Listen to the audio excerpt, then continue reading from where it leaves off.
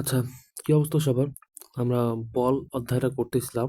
First part অর্ধেক খণ্ড করছি, আর বাকি অর্ধেক বলের আমরা আজকে শেষ করব। আমাদের আজকে শুরু হবে এখান থেকে। তোমরা ফোনটা একটু রোটেট করে নাও, তাহলে দেখতে সুবিধা হবে। আচ্ছা, আমরা এই সূত্রটা পড়িনি, ভি ইকুয়াল টু হচ্ছে ইউ প্লাস এটি। এই সূত্রটা থেকে মূলত কিন্তু এই জিনিসটা বের করছে যে এ ইকুয়াল টু হচ্ছে V minus you by T, মানে শেষ বেগ মাইনাস আদি বেগ বাই সময় ইকুয়াল টু হচ্ছে ত্বরণ। আমরা এই জিনিসগুলো কিন্তু মোটামুটি অলরেডি জানি কমন সূত্র হিসেবে। F equal to M A, এগুলো তো সবাই জানো। এককগুলো ভালো করে পড়তে হবে, এমনভাবে পড়বা যাতে পরীক্ষার হলে বের না করতে হয়, দেখলেই যাতে চিনতে পারো। আর অ্যাক্সিডেন্ট যদি সমস্যা হয়ে যায় সেক্ষেত্রে তো বের করতেই হবে। যেমন এখানে বলে দিছে যে বলের একক হচ্ছে নিউটন, কিন্তু বলের মাত্রাটা কি? বলের মাত্রা আমরা কিভাবে বের করব? দেখো, আমরা জানি এফ ইকুয়াল টু হচ্ছে কি জানি, এম এ। তো এখন এম মানে হচ্ছে কি মাস, ভর। এখন এটাকে এম লিখছে, এম এ ডাবল এস, এইটা হচ্ছে ভর। এখন এই ভরের এমটাকে এরা এম দিছে মাসকে। আর ত্বরণের একক কি, এলটি ইনভার্স টু, ওইটা করে দিছে। এককগুলো কিভাবে হয়েছে এগুলো শিখতে হবে, কিন্তু একটা পর্যায়ের পর দেখবা এমন ভাবে মুখস্থ হয়ে যাবে যা দেখলেই তুমি চিনতে পারো। পরীক্ষার হলে যাতে বের না করতে হয় সেইভাবেই করবা। এখানে ম্যাথ দিছে কিছু ছোট ছোট, দেখো যে একটা স্থির বস্তু বলেই দিছে, তার মানে আদিবেগ 0, 5 কেজি ভর, 100 নিউটন বল, 10 সেকেন্ড। কি কি ডাটাগুলো দিছে আমরা সেগুলো খেয়াল করব, তাহলে বের করতে সুবিধা হবে। এখন বলছে যে বল প্রয়োগ করার কারণে ত্বরণ কত, আমাদের শুধুমাত্র এই বের করতে হবে, এ ইকুয়াল টু এম এ। এই সূত্র থেকে আমরা সহজেই ম্যাথটা করতে পারবো। তারপর বলছে 10 সেকেন্ড পর বেগ কতটুকু হবে। আচ্ছা, বেগ বের করতে বলেনি, ভি ইকুয়াল টু হচ্ছে ইউ প্লাস এটি। এখন আমাদের আদি বেগ কিন্তু 0 ছিল, স্থির কথা বলছে, এই জন্য স্থির কথাটা বলার কারণে 0 বসাইছি। আর ত্বরণ তো আমরা এ নাম্বারে বের করে নিলাম, যেটা হচ্ছে 20 এম এস ইনভার্স 2। আর আমাদের সেকেন্ড কত বলছে, যে 10 সেকেন্ড। 10 সেকেন্ড পরে বেগ কত হবে, 10 দিয়ে গুণ দিয়ে দিছি। বুঝতে পারছো? এগুলো কিন্তু ছোট ছোট ম্যাথ, এগুলো কিন্তু এমসিকিউ আসবে। তারপর বলছে, দেখো এখন কোশ্চেনটা ভালো করে খেয়াল করো, যে 100 নিউটন বল 10 সেকেন্ড যাবত প্রয়োগ করা হয়েছে। 100 নিউটন বল 10 সেকেন্ড যাবত প্রয়োগ করা হয়েছে। এখন বলছে যে 20 সেকেন্ড পরে তাহলে বেগ কত হবে। তার মানে প্রথম 10 সেকেন্ডের পর যে বেগটা ছিল, এই জিনিসটা একটু ভালো করে বুঝতে হবে, যে আমাদের কোশ্চেনে 10 সেকেন্ড বল প্রয়োগ করছে এই কথাটাই বলছে, কিন্তু 20 সেকেন্ড যখন পর জিনিসটা আমরা হিসাব করতেছি, তখন বেগটা কত হবে। প্রথম 10 সেকেন্ডে যাওয়ার পর যে বেগ প্রাপ্ত হয়েছে, পরবর্তী 10 সেকেন্ডে কিন্তু সেই বেগেই চলবে। মোট কথা 10 সেকেন্ড যাওয়ার পর এখানে যে শেষ বেগটা হয়েছে সেইটাই আদি বেগ। এখন সেই জিনিসটা ধরেই আমাদের ম্যাথটা করতে হবে।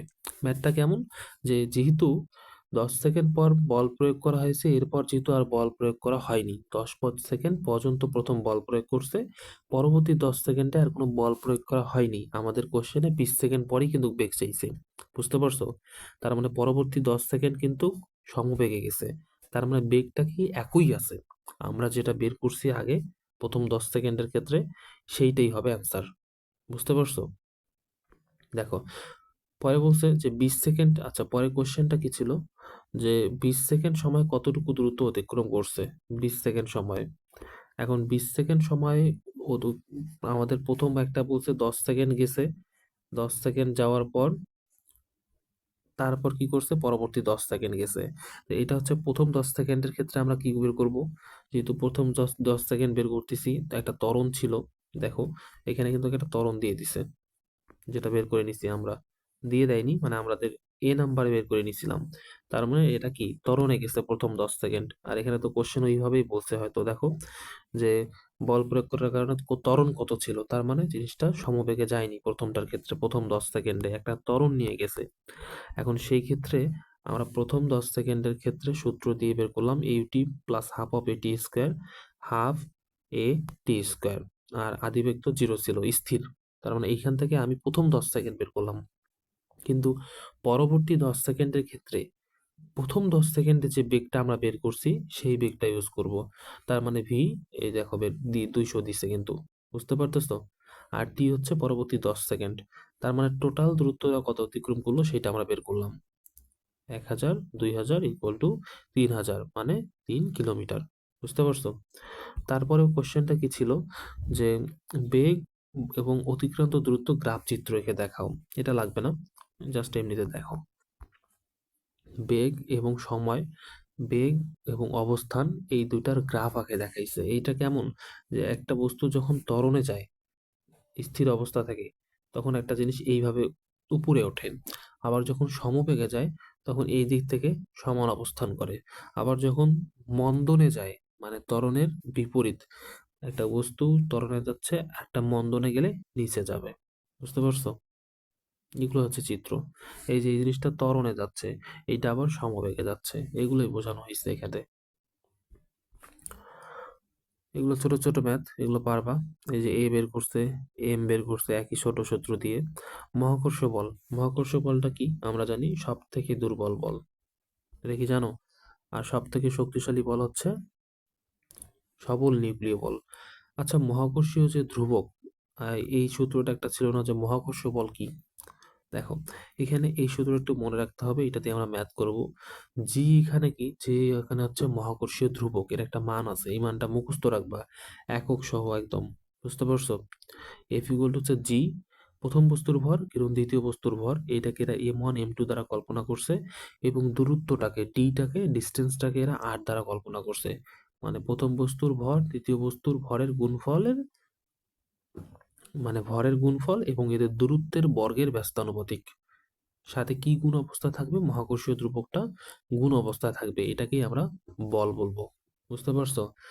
জি এর মান মুখস্থ রাখবো অলওয়েজ। আচ্ছা দেখো, পৃথিবীর ভর কত, এটা মুখস্থ রাখবা। পৃথিবীর ব্যাসার্ধ কত, এটা মুখস্থ রাখবা। এগুলো কিন্তু ম্যাথে দিয়ে দেয়, ম্যাথে দেওয়া থাকবে উদ্দীপকে, কিন্তু এমসিকিউ অনেক সময় দিয়ে দেয়।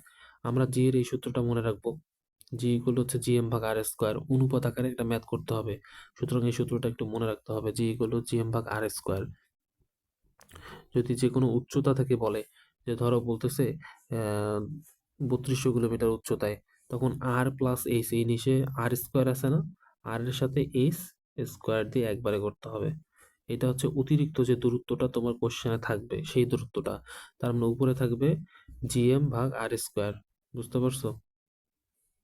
দেখো, জিএম ভাগ আর আর প্লাস এইচ অল স্কোয়ার, এটা হচ্ছে জি ইকুয়াল টু, যদি আমাদের নির্দিষ্ট কোনো দূরত্ব অতিরিক্ত দেওয়া থাকে। আর এটা তো, আরটা তো হচ্ছে পৃথিবীর। এই সূত্রগুলো একটু মনে রাখতে হবে, যেটাকে আমি এইচ দ্বারা প্রকাশ করলাম, এই যে সেটাকে আর দ্বারা প্রকাশ করছে ছোট হাতের। এগুলো একটু মনে রাখবা, আমরা এগুলো সব ছোট সূত্র, এগুলো জানি। আচ্ছা, কপি কলের ম্যাথটা এইভাবে এখানে হাইলাইট করছে, এখানে ওইভাবে কিছু করে নাই। আমরা সিকিউ থেকে যখন গাইডে প্র্যাকটিস করব তখন আরো ভালোভাবে শিখাই দিব। জাস্ট এতটুকু বলি, যে একটা কুয়ো, মানে কূপে দেখো নাই পানি আস্তে আস্তে টেনে উপরে তোলে, সেই সিস্টেমটা একটা চাকতির সাহায্যে। এইখানে একটা ভর ঝুলাইছে 10 কেজি, এখানে একটা 5 কেজি ভর ঝুলাইছে। এইখানে কিন্তু আর একটা বস্তু আছে, এটাও কিন্তু একটা বস্তুর ভর আছে এখানে। ধরো এম ইকুয়াল টু 2 কেজি, এটা হচ্ছে 2 কেজি। এগুলো একটু মনে রাখতে হবে। এখন এই জিনিসটাতেই বলবে যে তোমার, ধরো এই বস্তুটার ক্ষেত্রে ত্বরণ বের করো, বা এখানে একটা ম্যাথ থাকবে এই ধরনের, সেইখানে তোমার একটা সূত্র ইউজ হবে। সূত্রটা কি ধরনের, যে ঘর্ষণ বল আমরা পড়িনি, যে প্রযুক্ত বল, এই ধরনের একটা সূত্র পড়ছিলাম। আমি একটু সূত্রটা লিখি, যে এফ ইকুয়াল টু হচ্ছে পি মাইনাস এফ কে। অনেকে অনেকভাবে পড়ছে, তুমি এইভাবে পড়বা।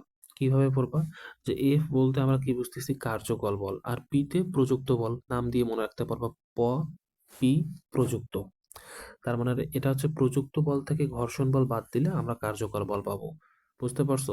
এই সূত্রটা সরি এখানে লাগবে না, আরেকটা জায়গায় লাগবে, কিন্তু আমি তোমাদেরকে শিখাই দিলাম যে ঘর্ষণ বল। আর এখানে এখানে কিছু উল্লেখ করেনি, এখানে আমরা ম্যাথটা গাইড থেকেই করব, তাহলে ভালো হবে, একদম ডিটেলসে বুঝতে পারবো। আচ্ছা, তোমরা কি নিউটনের তৃতীয় সূত্র জানো? নিউটনের তৃতীয় সূত্র হচ্ছে, তোমাকে যদি একটা চর মারে কেউ, তুমি তাকে আর একটা চর মারবা উল্টা। বুঝতে পারছো? মানে কোনো বস্তুর পার্শ্ব প্রতিক্রিয়া, রিয়াকশনটা, যখন একটা বস্তু অন্য বস্তুর উপর বল প্রয়োগ করে, তখন সেই বস্তুটি প্রথম বস্তুর দিকে সমান পরিমাণ বল প্রয়োগ করে থাকে। এগুলো কতে ক্ষতে দিয়ে রাখে, যে নিউটনের দ্বিতীয় সূত্র ব্যাখ্যা করো। এই জন্য ওই সূত্রগুলো ভালোভাবে পড়তে হবে। বুঝতে পারছো? এগুলো আর লাগবে না, এগুলো লাগবে না। ফিজিক্স এই জিনিসটা ভাল লাগে যে অনেক কিছু স্কিপ দেওয়া যায়, অনেক কিছু লাগে না।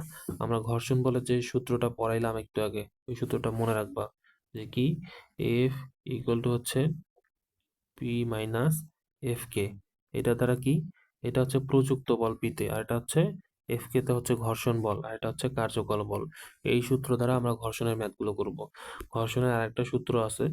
আচ্ছা, আমরা ঘর্ষণকে কিন্তু ছোট হাতের এফ দ্বারাও প্রকাশ করি, বুঝতে পারছো? সূত্র সূত্রটা হয়তো এখানে দেয়নি এইভাবে, আমি হচ্ছে লিখে দিচ্ছি, দেখো যে আমরা যখন ঘর্ষণের সূত্রটা বের করব, যে গতীয় ঘর্ষণ, আচ্ছা গতীয় ঘর্ষণ সহগ, গতীয় ঘর্ষণ সহগ যখন বের করব, একটু দেখো, লিখতে পারতেছি না কেন জানি, একটু ছোট বোর্ড তো একটু সমস্যা হয়ে যায়। আচ্ছা, আমরা এইখানেই লিখি তাহলে, মাইক্রো ইকুয়াল টু হচ্ছে F K, F K by N. এইটা হচ্ছে গতীয় ঘর্ষণের সহগের সূত্র, বুঝতে পারছো? এই জিনিসটা একটু মনে রাখতে হবে যে মাইক্রো বের করতে পারবে, যে গতীয় ঘর্ষণের সহগ বের করো, তখন তোমার ঘর্ষণ দেওয়া থাকবে, সেটা কাজে লাগাবা, আর এন দেওয়া থাকবে, এন এর মান, সেটা কাজে লাগাবা। এখন এনটা কি? এনটা হচ্ছে এমজি, এনটা হচ্ছে এমজি, হর এবং ত্বরণের গুণফল। এটা একটু মনে রাখতে হবে, বুঝতে পারছো? মানে এমজিটাকে এন দ্বারা প্রকাশ করছে। ঘর্ষণের প্রকারভেদ, ঘর্ষণের প্রকারভেদ 4 ভাগে ভাগ করছে। কেমন? স্থিতি ঘর্ষণ, গতি ঘর্ষণ, আবর্ত ঘর্ষণ, প্রবাহী ঘর্ষণ। স্থিতি ঘর্ষণ কোনটা? যেটার কারণে আমাদের পা দাঁড়ায় থাকে, ধরো বালুর উপরে দাঁড়ায় আছে। গতি ঘর্ষণ, যেটার কারণে কি হয়, মানে গতিশীল থাকতে চায় একটা বস্তু ঘর্ষণরত অবস্থায়। আবর্ত ঘর্ষণ হচ্ছে কি, ঘুরিয়ে ঘুরিয়ে চলে। দেখবা প্যারাশুট একবার এইদিকে একবার এইদিকে হেলতে দুলতে দুলতে কিন্তু যাচ্ছে টানা হেঁচড়ার মাধ্যমে। এটাকে প্রবাহী ঘর্ষণের আওতায় ফেলা হয়। মূলত প্যারাশুট টাইপের যেগুলো, সেগুলোকে আমরা প্রবাহী ঘর্ষণ বলে থাকবো। তো আমরা ঘর্ষণের ডিটেলসগুলো একটু ডিটেলসে পড়ি, দেখো প্রকারভেদগুলো। যে স্থিতি ঘর্ষণ, স্থির থাকা দেখো এই দেখো, দুটি বস্তু একে অন্যের সাপেক্ষে স্থির থাকা অবস্থায় যে ঘর্ষণ বল থাকে, সেটাকে বলবো স্থিতি ঘর্ষণ। ঘর্ষণের জন্য আমরা হাঁটতে পারি, মোস্ট ইম্পর্টেন্ট উদাহরণ স্থিতি ঘর্ষণের। এটা এমসিকিউ আসবে যে কিসের জন্য, কোন ঘর্ষণের জন্য আমরা হাঁটতে পারি। গতীয় ঘর্ষণটা কি হয়? একই টাইপের, যখন চলমান হয়। ধরো সাইকেলের ব্রেক চাপা ধরলে একটা সাইকেল কি হয়, চেপে ধরে এবং চাকাটিকে গতি ঘর্ষণের মাধ্যমে থামায় দেয়। তার মানে উদাহরণ দুইটা বললাম। হাঁটার কারণ যেটা, সেটা হচ্ছে কি, স্থিতি ঘর্ষণ, আর সাইকেলের ব্রেক চাপা, এই জিনিসটা হচ্ছে গতি ঘর্ষণ। একটু মনে রাখবা। একটু আগে যে সূত্রটা লিখলাম, সেইটা হচ্ছে এটা, যে এফ ইকুয়াল টু হচ্ছে মাইক্রো ডাব্লু। তাহলে এটাকে কিন্তু অঙ্ক যখন করবো, এক একবার এক এক ভাবে প্রকাশ করে। এই এফটাকে আমরা কি বলছিলাম, এফ কে, এরা দিছে এফ, মাইক্রোটা ঠিক রাখছে, আর এন যেটা লিখছিলাম, এন কে ওজন হিসেবে ডাব্লু দিছে। তুমি সূত্রটা যে কোনো একভাবে লিখতে পারো, বুঝতে পারছো? আবর্ত ঘর্ষণ হচ্ছে কি, একটা তলের উপর গড়িয়ে গড়িয়ে ঘুরতে থাকে।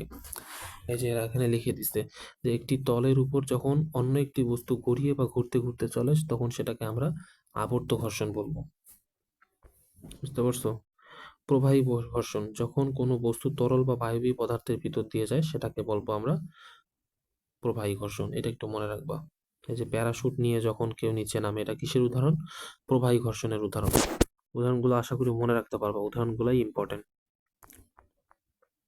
গতির উপর ঘর্ষণের প্রভাব আমরা এখন দেখবো। এটা দেখো, গতির উপর ঘর্ষণের প্রভাব, প্রথমটা হচ্ছে টায়ারের পৃষ্ঠ, দ্বিতীয়টা হচ্ছে রাস্তার মসৃণতা, তৃতীয়টা হচ্ছে গতি নিয়ন্ত্রণ এবং ব্রেকিং বল, বুঝতে পারছো? এখন আমরা জিনিসগুলো একটু বুঝি। যে টায়ারের পৃষ্ঠ, দেখো টায়ারের পৃষ্ঠগুলো কিন্তু খাঁজ কাটা থাকে, দাগ করা খাঁজ কাটা থাকে। এগুলো কেন থাকে? ঘর্ষণটা কমানোর জন্য না বাড়ানোর জন্য? ঘর্ষণটা বাড়াইতে, যাতে জিনিসটা ব্রেক করানো যায়, যাতে ঘর্ষণ বৃদ্ধি পায়, এই জন্য টায়ারের পৃষ্ঠে খাঁজ কাটা দাগ করা হয়। রাস্তার মসৃণতা, একটা রাস্তা যত মসৃণ থাকবে, একটা গাড়ি তত ঘর্ষণহীনভাবে সুন্দর দৃঢ়ভাবে চলে যাবে। আর একটা কি বলছে, যে গতি নিয়ন্ত্রণ এবং ব্রেকিং বল, মূলত এই যে ঘর্ষণ এড়ানো হয়, আবার ঘর্ষণ কখনো বাড়ানো হয়, কখনো কমানো হয়। আমরা একটু পরে পড়তেছি যে এই জিনিসটা কিভাবে হয়।